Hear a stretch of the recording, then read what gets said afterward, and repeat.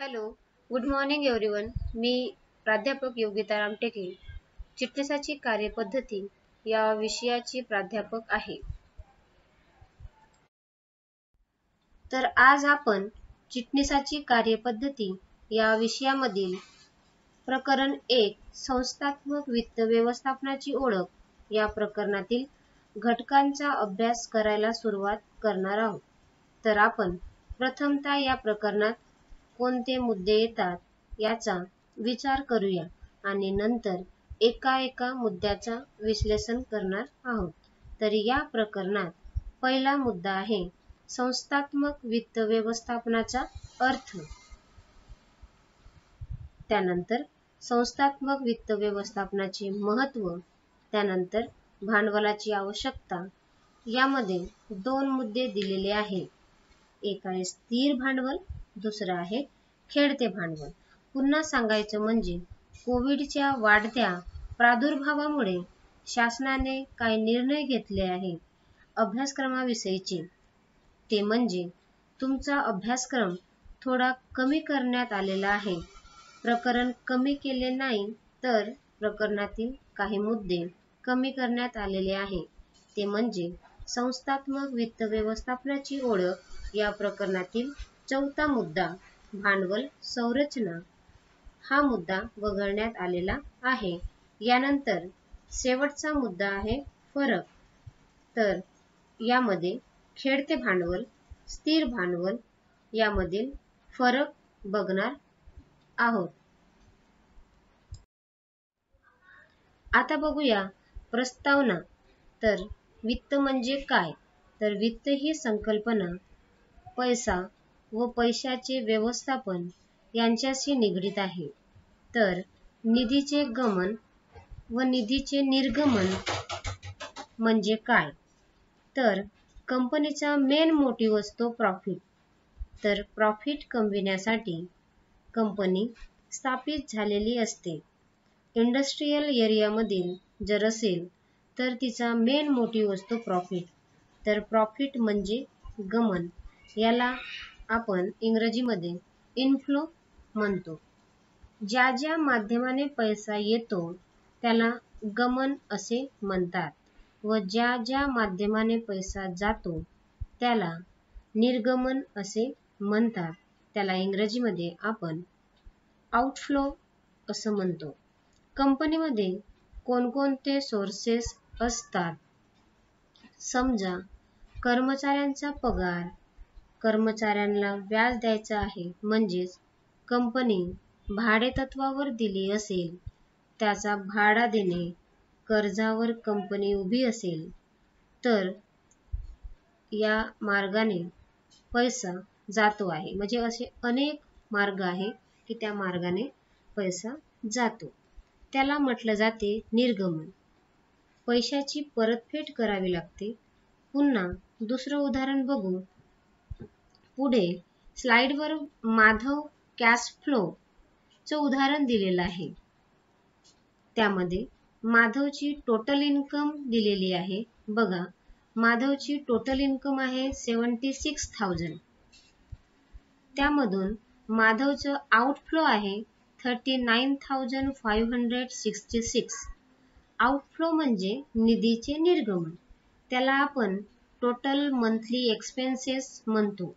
आता बघा 39,566 हे माधवचं टोटल मंथली एक्सपेन्सेस आहे म्हणजेच महिन्याचा खर्च आहे. तर माधव ही रक्कम कशा माध्यमाने खर्च करतो? तर माधवचं हाऊसहोल्ड एक्सपेन्सेस 22,000 आहे म्हणजे घरगुती खर्च. त्यानंतर हाऊस रेंट आहे 7,500 म्हणजे घर भाडं. त्यानंतर इन्शुरन्स प्रीमियम आहे 5,066. विमा आहे 5,000. हे सर्व आउटफ्लो आहे. तर टोटल इन्कम आहे 76,000. यामधून 39,566 मायनस करा. उरलेला बॅलन्स हा माधवचा प्रॉफिट आहे म्हणजेच माधवचं इनफ्लो आहे.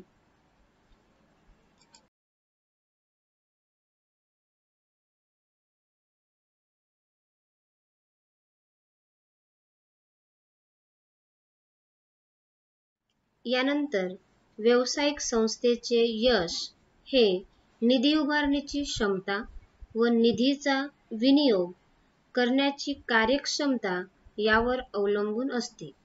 तुम्हाला माहित असेल कंपनी कशा माध्यमाने निधी उभारते, तर संस्थात्मक वित्तव्यवस्था ही काय आहे?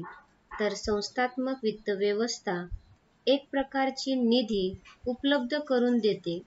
आता समजा संस्थात्मक वित्तव्यवस्थेकडून कर्ज घेतले असेल, तर त्या कंपनीला त्या कर्जाचा व्याज संस्थात्मक वित्तव्यवस्थेला द्यावा लागतो. महत्त्वाचं म्हणजे व्यावसायिक संस्थेचे यश हे निधी उभारण्याची क्षमता. आता क्षमता म्हणजे काय? समजा कंपनीची गुडविल कशी आहे आणि त्या गुडविलनुसार वित्तीय संस्था फंडिंग करीत असतात. म्हणजे आता कंपनी खूप ब्रॉड लेवलवर काम करीत असेल, समजा Jio company, Tata company, Reliance company, ह्या कंपनी विख्यात कंपनी आहेत. यांची गुडविल झालेली आहे. ह्या जगविख्यात कंपनी आहेत. म्हणून यांच्या नावावर कोणतेही कर्ज प्रोव्हाइड करतात. म्हणजेच त्या कंपनीची क्षमता संपूर्ण त्या कंपनीवरील गुडविलावर अवलंबून असते. जे तिची क्षमता माहीत पडते. कंपनीच्या नावलौकिकतेवर त्या कंपनीची क्षमता अवलंबून असते. यानंतर बघूया हेनरी फोर्ड. पैसा हा हात किंवा पाय आहे. एकतर आपण त्याचा वापर करा अथवा गमवा. व्यवसायात यश मिळविण्यासाठी पैसा किती आवश्यक आहे हे लक्षात घेतले पाहिजे. कोणताही व्यवसाय सुरू करण्यासाठी पैसा किती आवश्यक आहे हे बघितले पाहिजे. यानंतर बघूया संस्थात्मक वित्तव्यवस्था ही संस्थेसाठी निधी उपलब्धता व त्याचा योग्य विनियोग यांच्याशी संबंधित असते. संस्थेच्या कार्यांना वित्तपुरवठा करणे, गुंतवणूक करणे.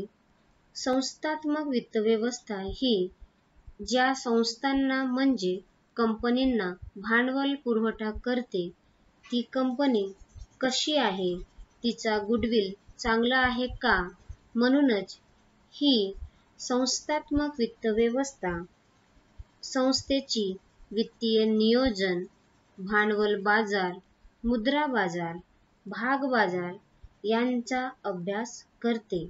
नंतरच त्यांना वित्त पुरवठा केला जातो. आपण स्लाइडवर बघतच आहात की तिथे कॉर्पोरेट फायनान्स दिसत आहे. त्यांच्या सभोवताल planned, dividend, profit, return, investment, balance sheet हे दाखविण्याचे तात्पर्य एवढंच आहे की संस्थात्मक वित्तव्यवस्था म्हणजे कॉर्पोरेट फायनान्स ही इतर संस्थांना, गरजू कंपनींना मदत करते. ही संस्थांना वित्तपुरवठा करते. तर जेव्हा ही संस्था कंपनींना वित्तपुरवठा करते, तेव्हा संस्थात्मक वित्तव्यवस्था ही समोरच्या कंपनीविषयी या संस्थेविषयी माहिती काढणार नाही का? कारण जेव्हा संस्थात्मक वित्तव्यवस्था गुंतवणूक करते, तेव्हा ती प्रॉफिट मिळविण्यासाठी गुंतवणूक करते, तर लॉस मिळविण्यासाठी नाही. म्हणजेच एखाद्या संस्थेला किंवा कंपनीला कर्ज दिले तर ती परत करणार का याची माहिती पहिल्यांदाच घेतली जाते. संस्थात्मक वित्त व्यवस्थेमध्ये भांडवल निर्मिती, विदेशी भांडवल याचाही समावेश होतो. भारतात विदेशी कंपनी सुद्धा कार्यरत आहे. या ग्लोबलायझेशनच्या देशात एक देश दुसऱ्या देशाशी जुळलेला असतो. या देशातील वस्तू दुसऱ्या देशात विकली जाते. आपल्या देशातून दुसऱ्या देशात वस्तू इन्व्हेस्ट केली जाते.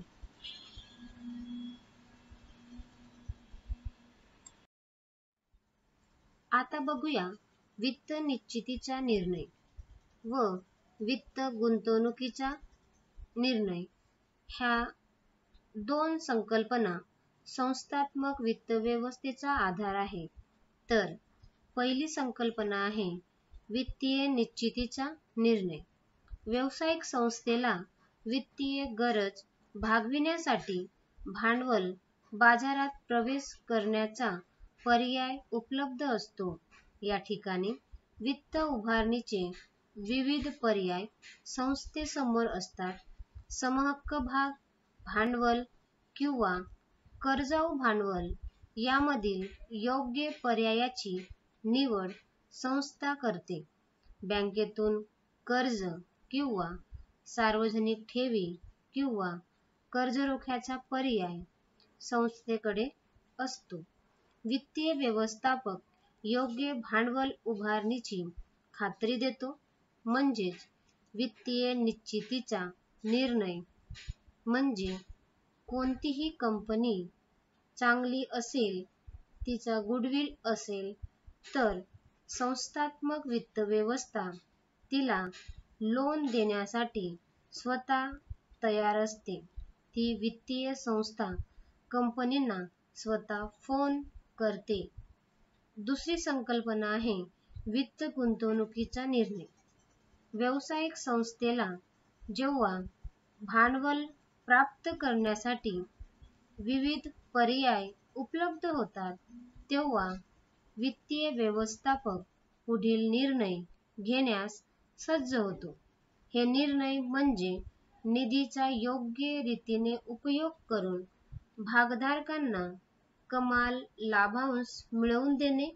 याकरिता संस्थेला भांडवलाचे मूल्य विचारात घ्यावे लागते. एकदा का भांडवलाचे मूल्य कळले की मग भांडवलावरील परतावा हा मूल्यापेक्षा जास्त असेल अशा पद्धतीने निधीचे नियोजन संस्था करू शकते. भारतीय कंपनीमध्ये विदेशी कंपनीचे गुंतवणूक करणे. तुम्हाला माहित असेल, आपल्या भारतात हिरो नावाची कंपनी होती. ती सायकल बनवित होती. विदेशातील होंडा कंपनी, कोरियामधून होंडा नावाची कंपनी आली. या दोघांनी मिळून मर्ज कंपनी तयार केली. त्यानंतर हिरो होंडा कंपनी तयार झाली. हिरो भारतीय कंपनी तर होंडा विदेशी कंपनी. यानंतर यांनी मोटारसायकलचे उत्पादन काढायला सुरुवात केली.